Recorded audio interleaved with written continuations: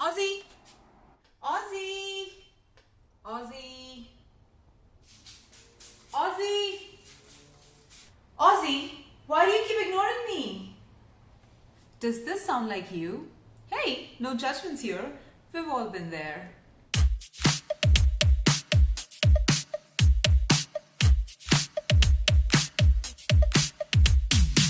Teaching your dog their name is one of the easiest exercises you can do with your dog. What's really fun about it is how simple it is. Although, do you really know what goes on in your dog's head when they hear their name? For us, our name is an essential part of our identity.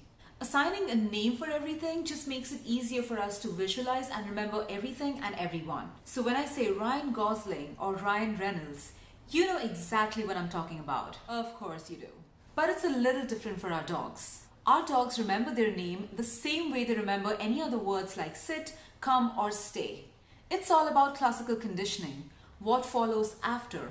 Whether your dog has an amazing response to his name or whether he ignores the hell out of it, it all boils down to how you say his name and what follows. Let's talk 5 things you can do to achieve a flawless response from your dog to their name.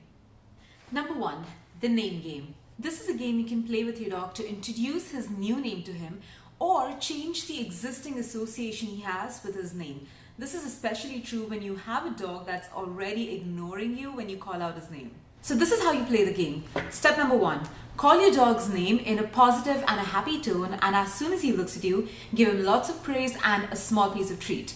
Step number 2. Yeah, I think that's about it. That's all the steps. Ozzy? Yes. Good boy. Ozzy? Yes. Good job. Ozzy? You can do multiple repetitions of this throughout the day in your house, in the backyard, in the garden, on trails, on treks, in as many different situations as possible. When you're playing this game at home, you can play this game with your dog's meals or your dog's kibbles. When you go outside, consider carrying high-value treats like chicken liver or sausages or anything that your dog truly loves, which will make him respond to you in a fraction of a second.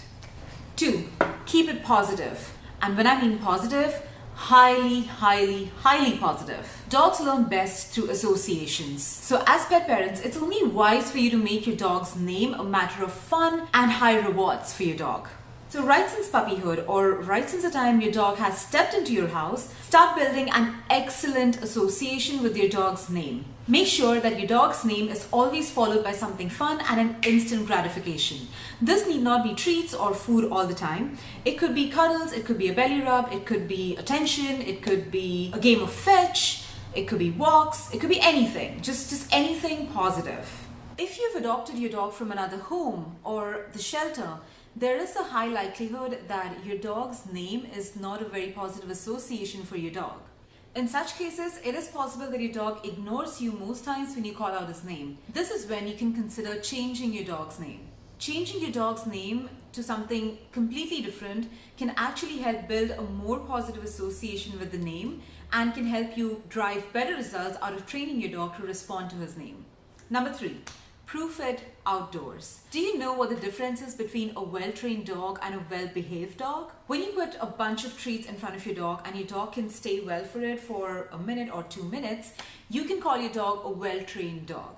But when the same dog loses his cool when he sees another kid or another person or another dog, would you really call him a well-behaved dog? Once your dog becomes a pro at responding to his name inside the house, it's time to take it outdoors. Again, when you take it outdoors, start with low distractions. Carry tiny pieces of high value and low value treats in your treat pouch and take your dog on a 6 or a 10 feet leash. While your dog is sniffing, call your dog's name in a clearly audible and a positive tone. If your dog disengages from whatever he is busy with and comes running to you, he deserves a high value treat for it. Ozzy! Good boy. Okay, let's go.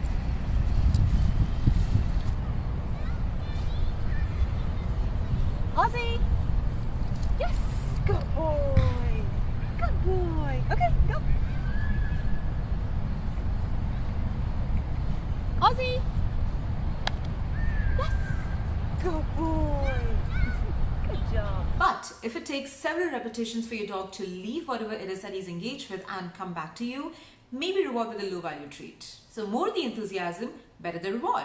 Train your way up and teach your dog to respond to his name in as many different situations as possible. It's essential to prove training cues in as many environments as possible because it gives an excellent socialization opportunity to your dog, but at the same time helps you raise a dog who's calm and responsive to your cues. Number 4, no negative associations. Did you know even one negative association can reverse all the positive training you've done over several weeks or days? That's the thing about punishment. It may be an impulsive reaction, but it has long-term effects. Take for example, your dog could be playing in the backyard and ends up digging near one of your shrubs. You get super upset and you start yelling out his name. As soon as he comes running to you, you start scolding him and scream at him. Now think about it. By doing so, you have created a super scary association for your dog with his name. A couple of such experiences is enough for your dog to start ignoring you when he hears his name. Ozzy! Ozzy! Come here. No. What did you do? Why did you do that? Why? Even while correcting your dog or saying no, avoid taking his name. Just say the correction word like no or or enough or anything else that you've been using as corrective words. And if you really do have to scold him, walk up to him and do it. Avoid calling him to you and then scaring the poor thing off. Number 5, avoid unnecessary repetitions. Yelling out your dog's name over and over again with different inflections might sound adorable to you, but it's confusing your dog.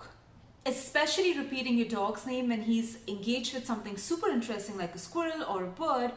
Repeating his name over and over again is a bad idea because at that time your dog has a very high likelihood of ignoring you and continuing with his shenanigans. And during such times when you don't have a leash on your dog to get your dog back to you when you call him, all your dog ends up learning is when he hears his name, he does have an option to ignore it and continue with his fun.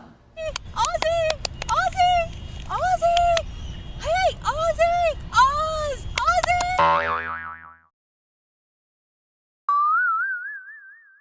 Sure, as your dog builds up a much better response rate to his name, repeating it for fun wouldn't hurt as much, but till then, avoid.